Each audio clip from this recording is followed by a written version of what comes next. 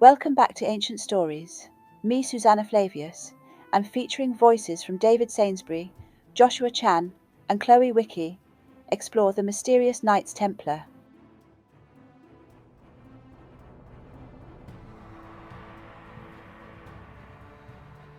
Imagine a time of great religious upheaval. In this turbulent era, a new kind of warrior emerges, the Knights Templar. Founded in Jerusalem in 1119, they quickly rose to prominence as protectors of Christian pilgrims. These were not just ordinary soldiers. Some of them were laymen, or monks as much as warriors, bound by sacred oaths. Their story is one of glory, intrigue, betrayal, and ultimately tragedy. Join us as we uncover the mysteries surrounding the rise and fall of the Knights Templar.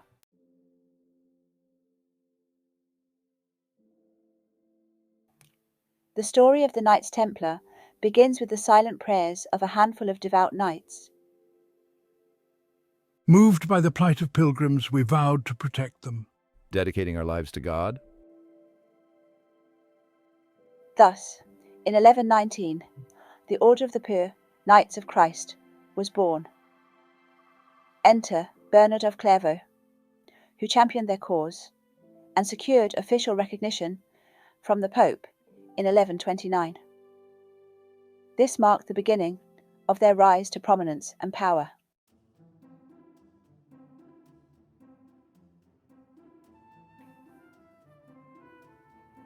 Saint Bernard de Clairvaux became the champion the Templars needed.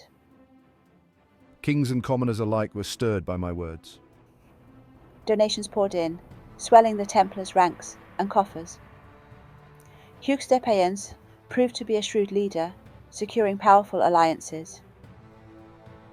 Under his guidance, the Templars evolved into a formidable military force.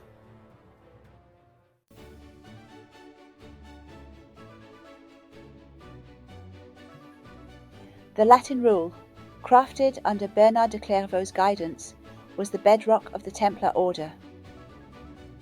The white mantle worn by the Knights Templar set them apart. Their diet was simple, their meals taken in silence, a time for contemplation. The Latin rule forbade any physical contact with women, safeguarding the knights' chastity. This unwavering dedication to their code of conduct set the Knights Templar apart.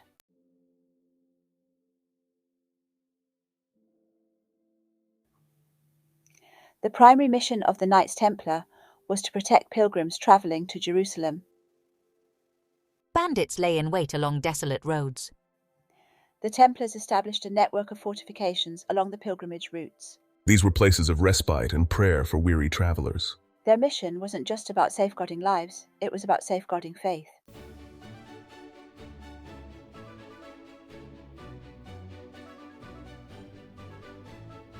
The Knights Templars' dedication earned them the support of the Pope. Pope Honorius II granted them official recognition in 1129. With the Pope's blessing, the Templars were elevated to a position of immense power. They were exempt from paying taxes and granted the right to build their own churches. The Pope's patronage transformed the Templars into a formidable force.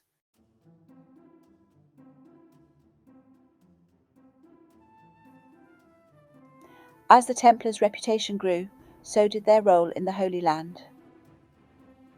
Their unwavering discipline struck fear into the hearts of their enemies. The sight of the Templar Knights became a rallying cry for Christian forces. They were granted lands and titles. Their coffers swelled with the spoils of war.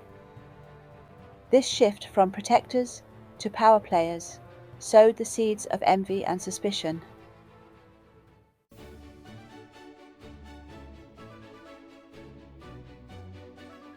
The Latin rule was the foundation of the Templars' lives. Their days began before dawn, with the chanting of prayers. The Latin rule dictated that the knights eat their meals in silence. Their diet was simple, their bodies fueled by the bare necessities. This emphasis on discipline forged within the Templars an inner strength.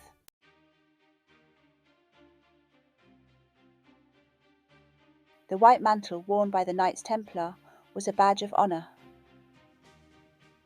The red cross emblazoned upon their mantles represented the blood of Christ. The donning of the white mantle marked a symbolic death to one's former life.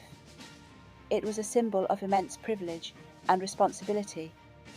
To wear it was to embrace a life of service, sacrifice, and dedication to Christendom. Within the ranks of the Knights Templar, bound by sacred oaths, a profound sense of brotherhood flourished. They left behind families and homes to dedicate themselves to a greater cause. They trained, fought, and worshipped together, blurring the lines between blood and bond. This camaraderie transcended social barriers, uniting noble and commoner alike. They were brothers in arms, their fates intertwined on the battlefields. On the battlefield, a Templar knight would risk his life to save a fallen comrade. This unwavering loyalty was the lifeblood of the Templar Order. The Knights Templar, though founded on protection, were far from passive in the Holy Land. Their commitment drew them into countless battles, transforming them into legends. Our baptism by fire came early, tested against overwhelming odds. One such trial was the siege of Damascus in 1129. The Templars launched a daring counterattack, their white mantles billowing. Their discipline turned the tide, securing a legendary victory. Our successes were due to bravery and shrewd tactics. We mastered the land and the rhythms of desert warfare. At Montresor, in 1177, Templars, led by King Baldwin IV, faced Saladin. Despite being outnumbered, they routed Saladin's forces. These victories solidified our reputation as Christendom's most formidable force. The Knights Templars' impact on warfare extended beyond their bravery. They were architects of military strategy and masters of logistics. Their understanding of fortification transformed the landscape of warfare, leaving an indelible mark on medieval architecture. Crac des Chevaliers stands today as a testament to their ingenuity. They understood that true victory lay in controlling the flow of men and resources. They established a sophisticated network of communication, and their financial acumen was equally impressive. The Knights Templar became more than just warriors. They evolved into a powerful and influential force, leaving an enduring legacy on the world stage.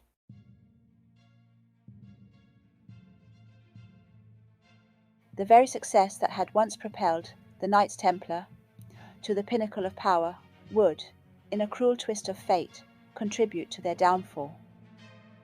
Their vast wealth, their influence in the corridors of power, their unwavering allegiance to the Pope, all served to breed envy and suspicion amongst those who coveted their power or questioned their motives. Rumours, like whispers carried on the wind, began to circulate, casting a shadow over the Templars' once impeccable reputation. These whispers accused us of heresy, of engaging in secret rituals, of worshipping false idols, of betraying the very faith we had sworn to defend. These accusations, though unsubstantiated, found fertile ground in a world riven by religious anxieties and political intrigue. The Templars' air of secrecy, their closed ranks, their cryptic rituals, all served to fuel the flames of suspicion. One figure who viewed the Templars' power with a mixture of envy and apprehension was King Philip IV of France, a ruthless and ambitious monarch known for his insatiable appetite for both wealth and control. Philip, deeply in debt to us from his costly wars, saw in our downfall an opportunity to both settle his accounts and eliminate a potential rival to his authority. The king, a master manipulator, understood the power of propaganda. He began to spread rumors of Templar heresy. his agents fanning the flames of suspicion amongst the populace. He painted the knights, once hailed as heroes of Christendom, as heretics and deviants, their white mantles transformed in the public imagination into shrouds concealing dark secrets.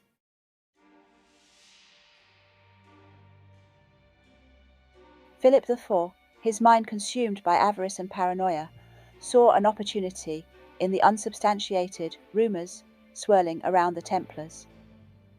Their vast wealth, accumulated through shrewd investments and generous donations, became a tempting target for a king perpetually short of funds. But more than just their riches, it was their power, their influence that truly rankled Philip. He saw them as a threat to his own authority, a state within a state, answerable only to the Pope, not to him.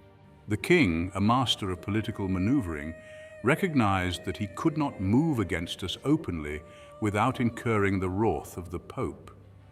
He needed a pretext, a justification that would both appease the Holy See and turn public opinion against the order. And so, he began to weave a web of deceit, a carefully orchestrated campaign designed to discredit the Templars and pave the way for their destruction. He dispatched his agents throughout his kingdom, spreading tales of Templar heresy, of blasphemous rituals conducted in the dead of night, of oaths sworn to a demonic entity known as Baphomet. He encouraged former Templars, disgruntled knights with axes to grind, to come forward with fabricated tales of sacrilege and depravity. The accusations, though outlandish and lacking any credible evidence, found a receptive audience amongst a populace already primed to believe the worst of the once revered order. Fear, like a contagious disease, spread through the kingdom, poisoning hearts and minds against the Templars. Philip, a master puppeteer, watched with cold satisfaction as his plan unfolded, his grip on both the Templars and the throne tightening with each passing day.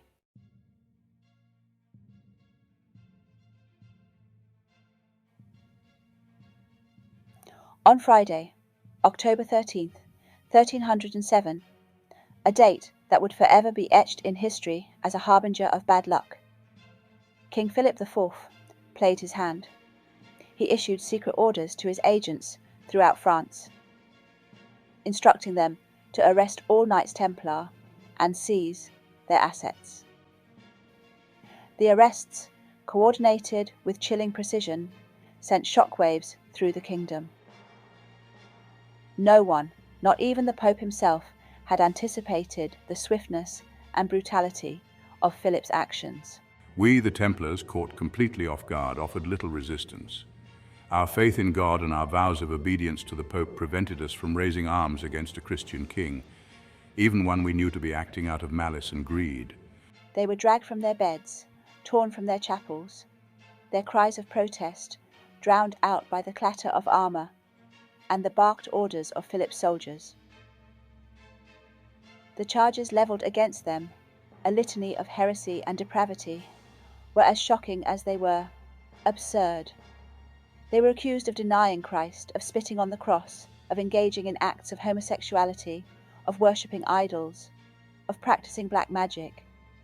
These accusations, extracted under duress and often obtained through torture, were designed not to uncover the truth, but to confirm Philip's carefully constructed narrative. The trials that followed were a sham, a macabre spectacle orchestrated to deliver a predetermined verdict. We, imprisoned in dungeons, deprived of sleep, subjected to unimaginable horrors, were pressured to confess to crimes we did not commit. Some, broken by torture, confessed, their words twisted into damning evidence against their brethren. Others, their faith unwavering, refused to renounce their vows or betray their order, choosing martyrdom over dishonour. The Knights Templar, once the shining sword of Christendom, were extinguished, their wealth absorbed into the coffers of a covetous king, their name forever tarnished by accusations of heresy and treachery. Yet, despite their dramatic downfall, their story continues to resonate through the corridors of time, fueling speculation, inspiring countless works of fiction, and ensuring that the legend of the Templars lives on. Were they truly guilty of the heinous crimes levelled against them, or were they victims of a cunning king's ambition and a world gripped by fear and suspicion? The passage of centuries has done little to diminish the debate, and the truth, shrouded in the mists of time, remains elusive. The Templars left behind a legacy of contradictions, a tapestry woven from threads of piety and violence, of unwavering faith and accusations of blasphemy. They were pioneers in banking and finance, their innovative practices laying the groundwork for modern financial systems. Their castles, masterpieces of military engineering, stand as testaments to their architectural prowess. And their unwavering dedication to their faith, however flawed its execution may have been, serves as a reminder of the power of belief to shape the course of human history. The Knights Templar, both revered and reviled, continue to captivate our imaginations, their story a cautionary tale of the intoxicating allure of power and the enduring human fascination with mystery and intrigue. Though their chapter in history may have closed, their legacy, like the ruins of their once mighty castles, continues to whisper tales of courage, devotion, and the enduring struggle between faith and power.